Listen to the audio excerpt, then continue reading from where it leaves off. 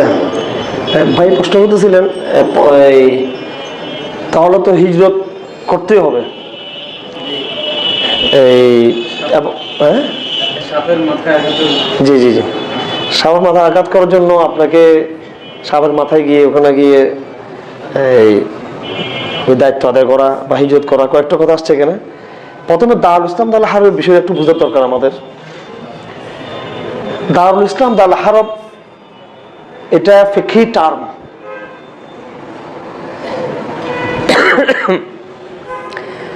এটা যতটা এই কোরআন এবং সুন্নাহর এই মৌলিক টার্ম, তার চেয়ে এটা ফিকহের একটা গুরুত্বপূর্ণ টার্ম। এটা ফিকহ কি জিনিস?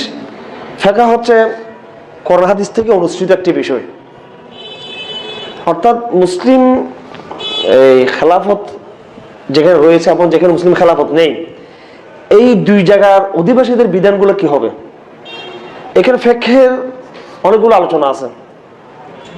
দারুল হারবের মুসলিম অধিবাসী এবং অমুসলিম অধিবাসী, আবার দারুল ইসলামের মুসলিম অধিবাসী এবং অমুসলিম অধিবাসী।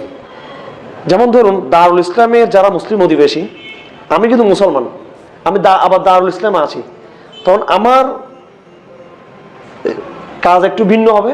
আবার আমি মুসলিম যখন দারুল হারবে থাকবো, তখন আমার আবার কিছু মসলা আমার জন্য ভিন্ন থাকবে। একদম সিম্পল, যেমন নাকি এখানে জুমার নামাজ থাকবে, ওখানে আমার জুমার সালাত থাকবে না। এরপর আরো গভীরে গেলে অনেকগুলো মসলার ক্ষেত্রে আসে, যেমন নাকি রেবার ক্ষেত্রে বলা হয়, সুদের ক্ষেত্রে। দারুল হারবের সবকিছু গনিমত, ওরা যেটা মূল টাকা দিবে সেটা গনিমত, কথা সুদটাও গনিমত। আবার ওলামাদের একটা অংশ বর্তমানে এটা আবার ইউজ করতে মানা করে, তখন কারণ এটা আবার ভিন্ন একটা সমস্যা তৈরি হবে। এটা কিছু এখানে জটিলতা আছে, এখানে আছে অনেকগুলো মসলা ডিফারেন্ট হয়। দারুল ইসলামে ইমান ভাঙ্গার যে কারণগুলো আছে, ইমান ভাঙ্গার কারণগুলো একদম সবগুলো সুস্পষ্ট, এখানে ইমান লঙ্ঘন হবে যে কারণগুলো তো আছে। দারুল হারবের মধ্যে ইমান ভাঙ্গার কিছু কিছু কারণের মধ্যে কিছুটা এই আংশিক, খুব ছোট জায়গায় কিছুটা এখানে ছাড় আছে। তারপরে ইসলামের বিধান পালন করার ক্ষেত্রে যে উজর যেগুলো আছে, এই কারণ, অর্থাৎ যে সমস্ত উজরগুলো হলে, সমস্যাগুলো, কারণগুলো তৈরি হলে আপনার উপরে শরীয়তের বিধান আরোপ থাকবে না। যদি আপনি দারুল ইসলামের অধিবাসী হয়ে থাকেন, তাহলে জেহালত, মূর্খতা এটা সব জায়গায় উজর হিসেবে ধরা হবে না, কিছু জায়গায় ধরা হবে, সব জায়গায় না। কিন্তু দারুল হারব যদি কেউ যদি মূর্খতা থাকে, না জানে, তাহলে অনেকগুলো বিষয়ে, ইমানের অনেকগুলো বিষয়ে এটাকে একটা উজর হিসেবে, কারণ হিসেবে ধরা হবে, তাকে মাফ করে দেওয়ার জন্য। এই জাতীয় অনেকগুলো বিষয়ের কারণে ফুকাহায়ে কেরাম এটা নিয়ে বিস্তর আলোচনা করেছেন। দারুল ইসলামের কি বিধান, দারুল হারবের কি বিধান। দারুল হারবের একজন কাফের তার ব্যবসা করা, দারুল ইসলামের ব্যবসা করা, দারুল ইসলামের নিরাপত্তা, দারুল হারবের নিরাপত্তা। আবার দারুল ইসলামের কোনো কিন্তু কোনো কিন্তু সীমানা নাই। কিন্তু আমি এখানে খুবই আপনাদেরকে লক্ষ্য করতে বলবো, বর্তমান আমাদের এই সময়টাতে দারুল ইসলাম, দারুল হারব, ওই টার্মগুলো যদি আমরা বেশি যদি চলে যাই, তাহলে আমাদের মূল যে আলোচনা, আকীদার যে মূল আলোচনা, তাওহীদ এবং শিরকের, ইসলাম বনাম জাহেলিয়াতের, ওই জায়গা থেকে একটু আমরা একটু বিচ্যুত হব। আমরা এই আলোচনাটা হবে ওই সময় যখন শরিয়া এস্টাবলিশড হবে, যখন এই পুরো তাওহীদ এস্টাবলিশড হবে আনুষ্ঠানিকভাবে, এক বৈশ্বিকভাবে, তখন এই আলোচনাটার প্রাসঙ্গিকতা খুব বেশি আসবে। তখন যে এই অংশটুকু দারুল ইসলাম আর বাকি পুরো অংশটুকু হচ্ছে কি দারুল হারব, তার প্রাসঙ্গিকতা তখন বেশি আসবে। এখন আপনাকে একদম এই আলোচনা যদি আপনি এখন সামনে ফোকাস করে নিয়ে আসেন, তাহলে কিছু ফিকহি লাইনেও কিছু জটিলতা তৈরি হবে, আর আলেমদের মধ্যে কিছু মতবিরোধের ক্ষেত্র তৈরি হয়ে যাবে। কেউ বলবে দারুল ইসলাম, কেউ বলবে দারুল হারব। আমি ব্যক্তিগতভাবে যখন কেউ আমাকে জিজ্ঞেস করেন যে হুজুর, অথবা কেউ শেখ বলে, কেউ ভাইজান বলে, যেটা বলে ইয়েতে যাবো কিনা, এই আমরা পাশ্চাত্য দেশে গিয়ে আমরা কি চাকরি করতে পারবো দারুল হারব? তা আমি বললাম যে বাংলাদেশ কি দারুল ইসলাম নাকি? যে সেন্সে আপনি এখানে আছেন, ওই সেন্সে আপনি ওখানে গেলেও এটা আমার কাছে একটা সমান। সেদিন একটা টক শো হলো এক নাস্তিকের সাথে, এই যে বাচ্চু, সে আমারে প্রথমেই মাথা নষ্ট করে বলো ধর্মান্তরন্ধ বলে গালাগালি শুরু করেছে। প্রথমে বুঝে যে আসলে কার সাথে দাঁড়িয়ে পড়ছে সে টের পায় নাই। ও মনে করছে একটা গরিব টরিব হুজুর, এটা ঠিক আছে, এই হ্যাঁ ওরে হেফাজত মনে করছে ইয়ে। তো ওর বংশ হচ্ছে আলহামদুলিল্লাহ রাসূলুল্লাহ সাল্লাল্লাহু আলাইহি ওয়াসাল্লাম আব্দুল মুত্তালিব বলছেন কাফেরদের সামনে এবং মুসলমানদেরকে উৎসাহ দেওয়ার জন্য।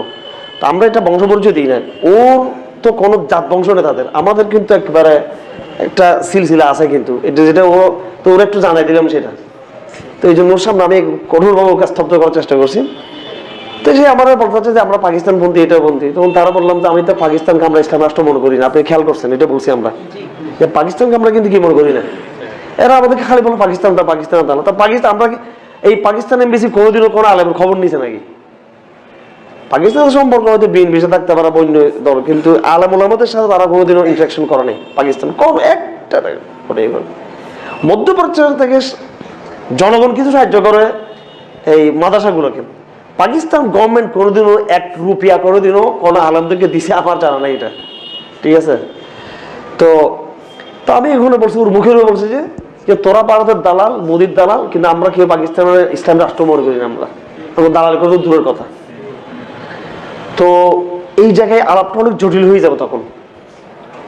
অথচ পাকিস্তানের অনেক ওলামায়ে কেরাম, আমার ওস্তাদদের মধ্যে অনেক আছে যে একদম পাকিস্তানের পতাকা উঠে টুঠে একবারে, ঠিক আছে? আবার যখন এগুলো বলবো তখন আমার আবার অনেকেই ইয়ে। তো এইসব জায়গায় আমরা না গিয়ে, দারুল ইসলাম দাওয়াতুল হারবের টার্মে আমরা আপাতত না গিয়ে, এটা আবার বুঝতে হবে। আবার অনেক ভাই বলবো তাহলে কি দারুল ইসলামের সংজ্ঞাটা কি অকার্যকর? অকার্যকর সেটা আমি বলতেছি না, এটা কার্যকর, কিন্তু এটাতে দাওয়াতের জটিলতা আছে, এটাতে অনেকগুলো সমস্যা আছে এটাতে। আপনি যদি এটাকে ধরেন, যদি দারুল হারবে বলেন এবং এটা যদি বারবার যদি এস্টাবলিশ করেন, তখন কিছু লোক তো সমস্যা সুদ টুদ খাওয়া শুরু করি আমরা সবাই। সব তো দালাল, সব গরিব, সব গরিবতের মাল, সব ব্যাংক গরিবত, এগুলো সবগুলো সুদ নিয়ে সমস্যা। তখন বলবো ও এটা দারুল হারব, এখানে রাষ্ট্রীয়ভাবে ব্যবস্থা নেই, তো মাস্টার আমি জানি না বিদায় আমি আমার জন্য ওজোর, আমি না জানি না আমার গুণে মাফ হয়ে যাবে। কিছু ফেক্ষি জটিলতা তৈরি হবে কিন্তু এখানে ব্যাপকভাবে। এবং অলরেডি আমাদের এক বড় মুফতি সাহেব, সে নামাজ পড়া বাদ দিয়ে ফেলছে জুমার নামাজ, বলে দারুল হারব কিছু জুমার নামাজ, অন্য জুমার নামাজে পড়ো না বাস্তবে। এবং এই না পড়াটা আবার আমি আংশিকভাবে আবার কি করি, ওনার জন্য সমর্থন করি। দলিল দিয়ে প্রমাণ করছে জুমার নামাজ নেই, বই লিখতেছে এটার উপরে, বাংলাদেশের জুমার নামাজ নেই। আর আসলে কিন্তু কথাটাকে ফেলে দেওয়ার মতো না, কিন্তু আবার ওরা যে ভুল সেটা বলতে পারবেন না আপনি পুরোপুরি। জুমার নামাজ কায়েমের যে কন্ডিশন, জুমার সালাত কায়েমের যে গভীর যে মহান যে বার্তা, পিছনের যে প্রেক্ষাপট, এটা বাংলাদেশে আছে? ওই ক্ষেত্রে আপনি মুফতি সাহেবকে আপনি বাতিল কেমনে বলবেন? আবার যদি এইভাবে যে সবাই জুমার নামাজ ছাড়ি দেয়, তো জনগণ এমনি তো বিশ্লেষণ হয়ে থাকে, আরো সুযোগ পাওয়া বাঙালি। আর যা মামুন আবদুল্লাহ ভাই একটু চেষ্টা করে হায়দার বন্ধ হয়ে যাবে।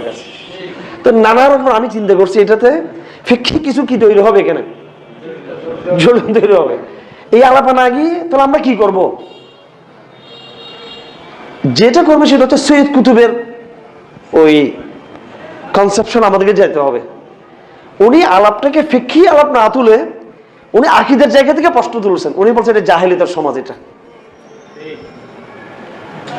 ফিক্কি ওই জটিলতা আর জান নেই। তা আমাকে যখন কেউ জিজ্ঞেস করে এটা দারুল ইসলাম দারুল হারব, তখন আমি বলি এটা দারুল জাহেলিয়াত, এটা ঠিক আছে। এবার তখন আপনার হারব দারুল ইসলাম এটাতে না গিয়ে, ফিক্কি কোনো কথা না গিয়ে যখন জাহেলিয়াত বলছেন তখন কি করতে হবে? তখন কথাগুলো আসবে যে জাহেলিয়াতের সমাজে দাওয়া দিতে হবে, জাহেলিয়াতের সমাজে আকীদার মেহনত করতে হবে, জাহেলিয়াতের সমাজ থেকে হিজরত করতে হবে, এই কথাগুলো তখন আসবে, ব্যাপারটা অন্যদিকে যাবে। এই আমরা একটা পর্বে কিন্তু আছি, জটিল পর্বে, কিন্তু আমরা ফিক্কি কোনো টার্মকে কিন্তু এখানে কি করা যাচ্ছে না, এখানে আকীদার টার্মে চলে যেতে হবে আমাদেরকে। আকীদা, দাওয়া, জিহাদ ফি সাবিলিল্লাহ, বাস এই তিনটার বাইরে আর কোনো চতুর্থ কোনো কিছু নেই এখানে, গ্লোবালি এবং রিজিওনাল আঞ্চলিকভাবে। বিষয়টা জটিল, কিন্তু আমি আপনাদেরকে বুঝাতে পারছি না জানি না। হ্যাঁ, এখানে আপনারা জাহেলিয়ার কথা বলছি, এটা জাহেলি সমাজ আমরা আছি, ইয়েতে আছি। এই তো ওই আলাপগুলো করা যায় দারুল ইসলাম দারুল হারবের, কিন্তু ওইটাকে আনলে আমাদের সমস্যাগুলো তৈরি হবে, ঠিক আছে? দারুল হারব দারুল ইসলামের বিষয়টা বুঝে আসছে আপনাদের? এটা নিয়ে আমরা অ্যানালাইজ করবো। এটা নিয়ে আমাদেরও মতামত আছে, আমারও এটা নিয়ে আমার আমার আমার আমার রেসাল আছে, এটা নিয়ে আমার গবেষণা আছে।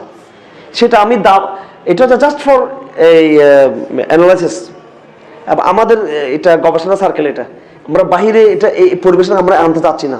তার চেয়ে ইম্পর্টেন্ট পরিবেশনা হচ্ছে কি আকীদা, তাওহীদ, শিরক, তাগুত, নওয়াকিজুল ঈমান, এগুলো তার চেয়ে বেশি জরুরি। কথা বুঝতে পারছে আপনাদের? এটাও জরুরি, কিন্তু এটার ক্ষেত্রটা তৈরি হওয়ার জন্য আগে এগুলো দরকার। এটাতে চলে গেলে তখন এটা কাজের চেয়ে কিন্তু বিতর্কটা তৈরি হয়ে যাবে বেশি। কিন্তু আপনি জাহেলিয়া বলেন, পুরো বাংলাদেশের দারুল জাহেলিয়া বলে একজন আলেমও কি করতে পারবে না, অস্বীকার করতে পারবে না। আপনি নওয়াকিজুল ঈমান বলেন, একজন অস্বীকার করতে পারবে না। যে অস্বীকার করবে সে নিজের সমস্যা মরে যাবে। কিন্তু এটা বলতে গেলে এটা অনেক রকমের মারাত্মক জটিলতা তৈরি হবে, কাজের প্রতিবন্ধকতা তৈরি হবে। ঠিক আছে? এখন আবার এই মুফতি সাহেবের কথা আমি বলে দিলাম, ঠিক আছে? কিন্তু এরকম দল যদি ভারী হয়ে যায়, জুমার নামাজ না পড়ার ব্যাপারটা কেমন দাঁড়া যাবে?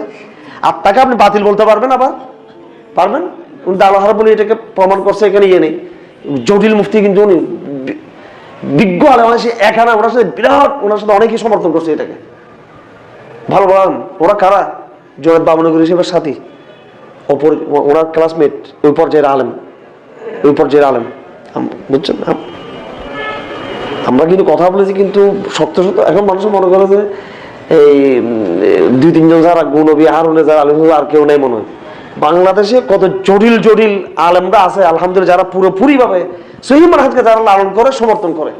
কিন্তু ওনারা ওই যে মিম্বরের, তারপরে ওই যে লাখো জনতার ইয়েতে তারা ফোকাস না আর কি। আমরা চিনি না এদেরকে। সহিহ মানহাজের আলেমরা অনেক বিজ্ঞ, অনেক বিজ্ঞ তারা। ওরা চাপাবাজিতে নেই, ওরা আত্মপ্রচারে নেই, এই জন্য মানুষ ওদেরকে চিনে না। ইনশাল্লাহ ওরা কিন্তু সামনে আসবে, কিন্তু সবাই অনেক বড়, অনেক আলেম, আপনি কল্পনা করতে পারবেন না। অনেক আলেম, বিজ্ঞ, ওদের সামনে দাঁড়ানো ক্ষমতা নেই কেউ। এমন আমরা আলেমরা আছে আলহামদুলিল্লাহ। আমি বললাম তো, একজনের কথা বলছি, নাম বলতেছি না, ওরা আল্লাহ ক্লাসমেট, এবং উনি দাবি করেন যে আমার নাম্বার ওনার চেয়ে বেশি। বলো জোনের সাথে চেয়ে আমার নাম্বার আমি বেশি পাইছি। এরকম আলেমও আছে যারা এটাকে দাল হারব বলে। ঠিক আছে? কিন্তু এটাতে গেলে, এই আলাপে গেলে সমস্যাটা বুঝাচ্ছে আপনাদের, অনেক দাওয়াতিক প্রতিবন্ধ তৈরি হবে। তা আমরা মূল জায়গায় থাকি। এই আলোচনাটা একেবারে জুজই আলোচনা এটা। হ্যাঁ, এটাও মৌলিক, যারা বুঝবে আলেম ওদের জন্য। কিন্তু এখানে এইভাবে কিন্তু আম দাওয়াতি ফোকাস এটা আনা ঠিক হবে না। আমরা এখন কি বলবো? জাহেলিয়া, নওয়াকিজুল ঈমান, তাগুত নিজাম, হ্যাঁ, এরপরে এটার ওষুধ হিসেবে আকীদা, দাওয়া, জিহাদ ফি সাবিলিল্লাহ, আমল মারুফ নাহি আনিল মুনকার, হিজরত, এগুলোর কথা আমরা বলবো। এই বিষয়গুলো আমরা করি।